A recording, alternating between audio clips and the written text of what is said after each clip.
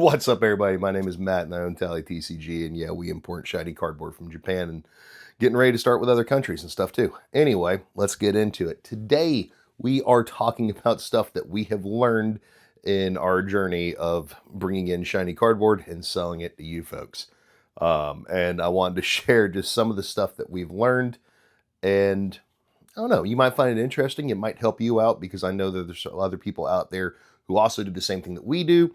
And hey, you know what? It is a community and I'm happy to help. Let's get into it. These are not in any particular order. The first one is timing. Timing. Timing your orders correctly is probably one of the most crucial things when it comes to getting the right price, maintaining your margin, and getting inventory back out the door as fast as possible. You have two different markets. You have the US market and the Japanese market. And I'm talking about the market on the same product, okay, on the exact same thing. I'm not talking about English product versus Japanese product. We're talking only Japanese here. A set gets announced a couple months out, right? And the hype builds and the hype builds and the hype builds. And a market value will get established for that product before it ever steps foot in the United States. There will be a market value established on TCG Player from people doing pre-orders, right? And the sales will be at the all-time high. That's going to be its peak, unless it's a set like 151. You get closer to the actual release date, all the Japanese distributors will be like, hey, you can go ahead and order it now, and you can have it delivered in the US the day it releases in Japan. And you're going to pay a hefty premium for that. We only did that one time with Team Rocket, and that's because we did pre-orders. We allowed people to order it ahead of time, and you would have it stateside. It was delivered to us the day of release in Japan, and we did overnight shipping to everybody, so you were able to open everything up the following day. We will never do that crap again. That was the biggest headache in the world. It was fun, but it's not worth it, in our opinion. And then there'll be like staggered and tiered release and ship dates. And every day it's a little bit cheaper. So everything releases in Japan on a Friday, always on a Friday. And we place our orders Monday, Monday, Japan, Sunday, US. 14-hour time difference, right? And the reason we do that is we've given it a couple days for release. The price has stabilized. And typically, that market value is going to drop somewhere between 20 to 30% over that weekend. And if you order it on release day, I guarantee this is going to happen, okay? Even with the next set that comes out in Ninja Spinner, I guarantee this is what's going to happen. People are going to order it on release day in Japan, and by the time it gets stateside, it is worth less than what they paid to get it into the United States. Wait a couple days. Then place your order, and you're going to save a lot of money. You're going to see what your margins are at.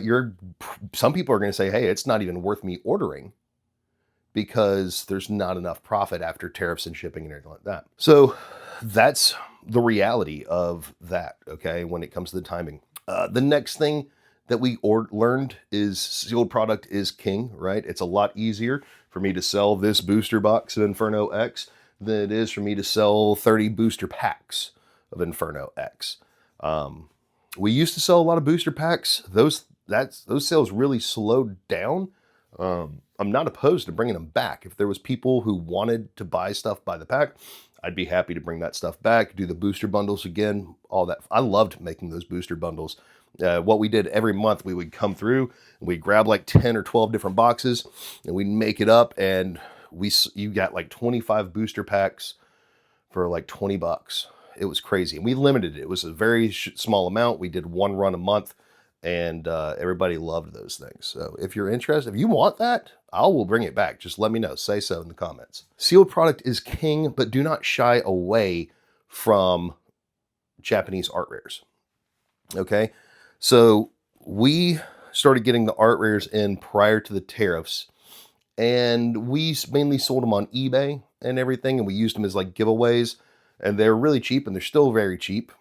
Typically, we double or triple our money on every one of them that sells. Now, we use the profit margin that we made off of those cards to help recoup a lot of the cost when it comes to the tariffs and when it comes to the shipping cost and everything like that. They don't shy away from them, guys. Like, you can make your money back on there and have a larger profit margin on your sealed stuff.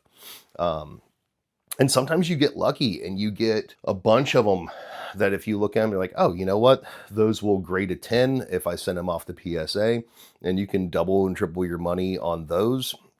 And then you've got some graded inventory. So that's what we do. I usually get in 300-400 of them at a time. I organize them all, find out we got duplicates, catalog it, see what's going to be worth double my grading fee and everything. So essentially, if the card is worth $50, cool. That's at bare minimum has to be worth at least $50 for me to even consider sending it off to grading. And then I'm going through and doing our pre-grade. And if it's not going to be a guaranteed 10, I'm not wasting my time on it. And then it's going to go to eBay. All right. Don't be afraid of the single cards. The next big thing is there's a lot of hidden costs that a lot of people don't think about when it comes to selling Pokemon cards. All right. The biggest thing, and I'm not talking about the cost of shipping for it coming into you. I'm not talking about tariffs. I'm not talking about your time investment, because your time is valuable. Okay. Everybody has a value for their time. What I'm talking about is you shipping stuff out. Okay. And I'm not talking about just shipping labels. Okay. I'm talking about how much money and how much time you're going to spend finding the best deal on shipping materials. We use Uline. We have an account with them, so everything's on net 30 terms. If you don't know what that means, it means I can order something today, I will have it delivered tomorrow, and I've got 30 calendar days to pay for it. But you don't want to do little itty bitty orders with Uline, because your shipping is going to eat you absolutely alive. Typically, we order 500 to 1,000 boxes at a time. I will get to the house and my front porch will look like a castle. Okay. It's ridiculous. Bubble wrap. We go through a bunch of bubble wrap, packing paper, packing tape, shipping labels, all that good stuff. Everything comes from Uline. And then, like when we're shipping the single cards, y'all have seen how we package that. Everything goes into a penny sleeve. It goes into a card saver. That gets affixed to some rigid cardboard, gets put into an envelope, sealed up, all that good stuff. We buy penny sleeves in the tens of thousands at a time. The shipping envelopes that we use, we order a couple thousand at a time. Our thermal labels, we order a couple thousand at a time. And we do this to get our price per unit as low as we can, so it doesn't cost us as much in the long run. So that's one of the big things that you have to remember and you have to consider, is your shipping is going to start tearing you up if you do not buy stuff in bulk. And then your shipping rates. Okay. Shop around. We use with eBay, everything is under $20 on eBay. So it's 74 cents for a shipping label is our cost. Most of the time we do free shipping on things. On our website, we use the Shopify contract with USPS. But eventually we will outscale that with volume, and we're probably going to need to look for something a little bit cheaper. And we'll cross that bridge when we get to it. We have not outgrown Shopify shipping yet. So maybe one day. Take that stuff in consideration, right? One of the other big things that we learned is trust and transparency matter a lot more to majority of people than just the price on the product itself. So when it first came out, our profit margin was gigantic. It was huge because we didn't have the tariff taken into consideration. Our profit margin was anywhere between 45 to 50% on majority of stuff. And I didn't care about cutting people 20%. All right. And I would be like, oh, I can undercut this person and I'm going to make that sale. And it worked in the very beginning because everybody was like, damn, that's a really good price. And they had to have it. You don't get repeat customers that way. You get a lot of one-time customers, but you want repeat customers. You want clients. Everybody wants a customer. I want a client. Okay. That's the best way for me to put it. I love our clients. I love our customers, but I really, really love our clients. And our clients are the ones who know they can reach out to me. They can ask me questions. They know I'm going to answer them.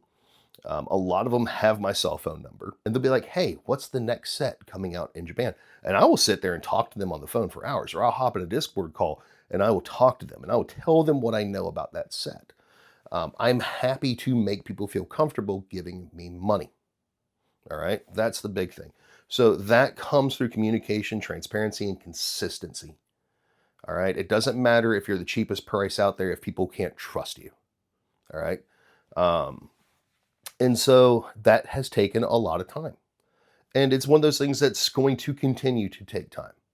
All right. You're going to have to continue to make people trust you. You're going to have to continue to establish that trust. Yeah, that's one of the fun parts, right? That's all I got for you today.